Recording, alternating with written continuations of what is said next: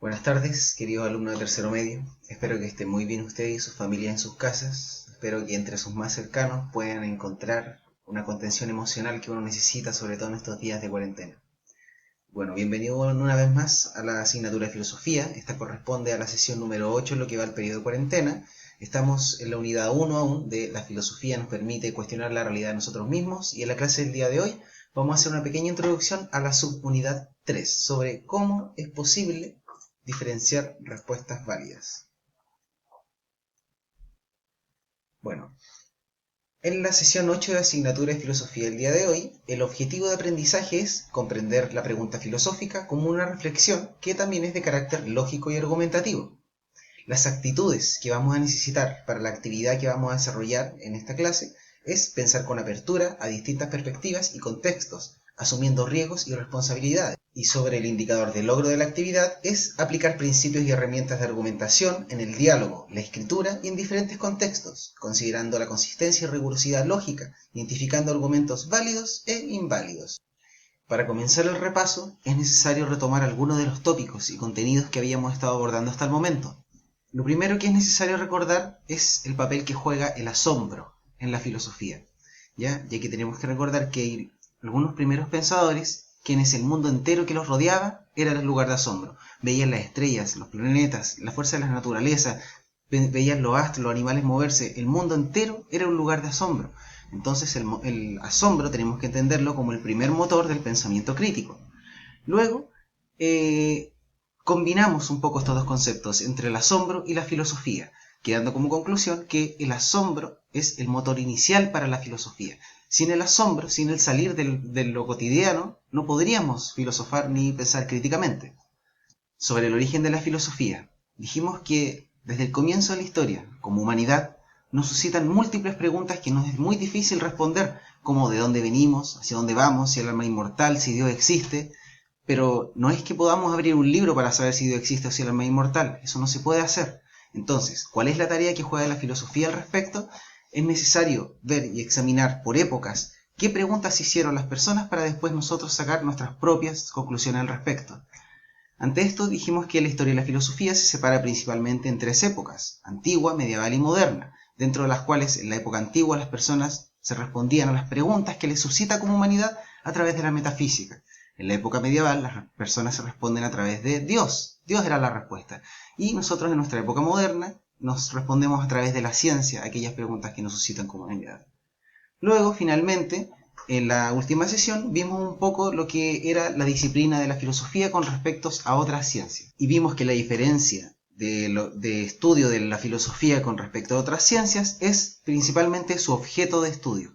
El objeto de estudio de la filosofía se ocupa sobre los primeros principios y causas que luego sirven de fundamento para que surjan las otras ciencias. ¿Bien?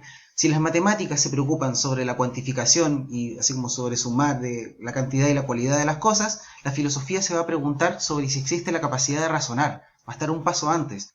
Otro ejemplo, si la biología se ocupa de estudiar los seres y los entes vivientes y biológicos, la filosofía se va a preguntar sobre si es posible la vida misma.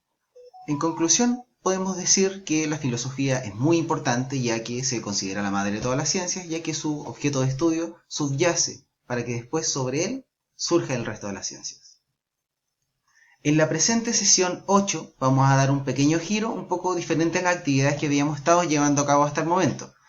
En esta sesión 8 vamos a conocer las características que tiene un argumento filosófico, ¿bien? Comprendiendo la importancia que tiene la herramienta de la lógica y la argumentación en la disciplina filosófica.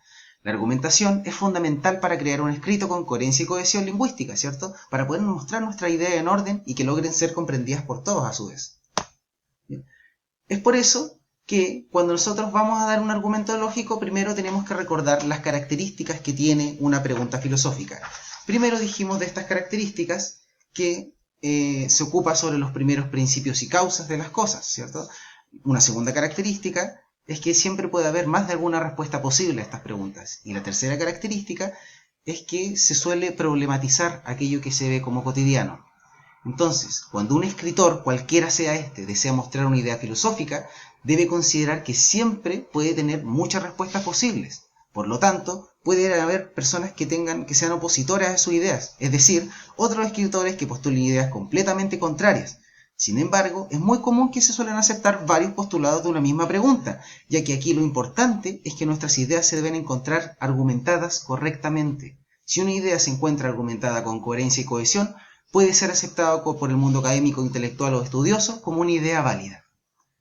Entonces, podemos postular ideas completamente contrarias entre sí, pero si ambas pueden ser igualmente aceptadas, si se argumentan correctamente, es decir, es necesario analizar nuestros postulados para ver si se encuentran correctamente formulados y ver si se encuentran argumentados con coherencia.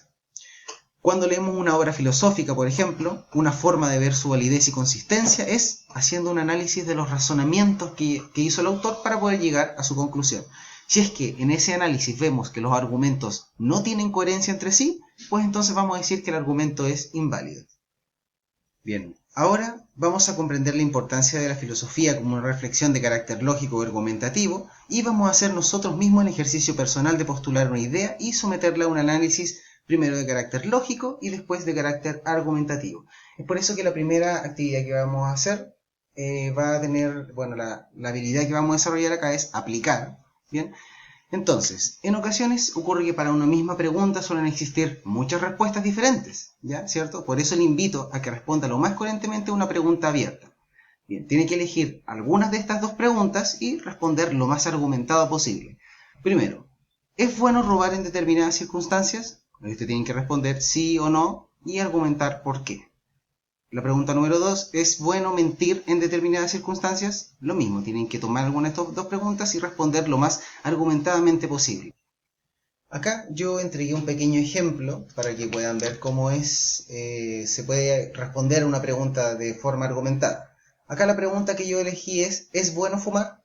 Mi respuesta fue, fumar daña los pulmones. Los pulmones me sirven para respirar y si no puedo respirar bien, podría morir.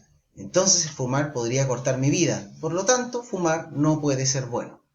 Tienen que recordar este pequeño ejemplo que voy a dar, ya que nosotros vamos a someter a su respuesta a un análisis primero lógico y luego argumentativo, ¿ya? Y yo voy a hacerlo con este mismo ejemplo.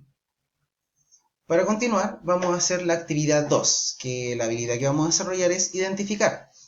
Aquella respuesta que usted ha escrito, le invito a que la someta ahora a un análisis lógico, identificando entre premisas, inferencias, si es que lo hubiese, y la conclusión a la que ha llegado. Un ejemplo de este orden lógico es el siguiente. Primero yo tengo mi conclusión, ¿cierto? Fumar es malo para la salud. Entonces yo tengo que identificar cuáles son las premisas y la inferencia que hago si es que la hubiese. Mi premisa número 1 es fumar daña los pulmones.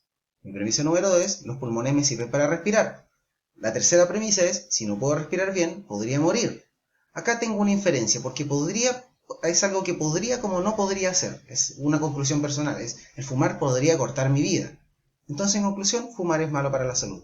Haciendo esto, nosotros podemos separar el argumento que acabamos de entregar en premisas, inferencia y conclusión.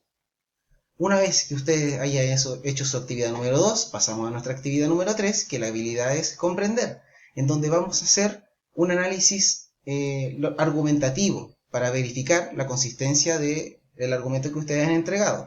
Para esto se sugiere utilizar como estrategia los criterios de validez de algún buen argumento. Tienen que recordar que tienen que apoyarse en su guía de aprendizaje para poder realizar esta actividad. El primer criterio de validez que uno debe ver es la consistencia, en tanto que si las premisas son suficientes para sustentar y apoyar la conclusión. En el caso de mi ejemplo, sí, se debe reconocer cuando realmente no hay consistencia.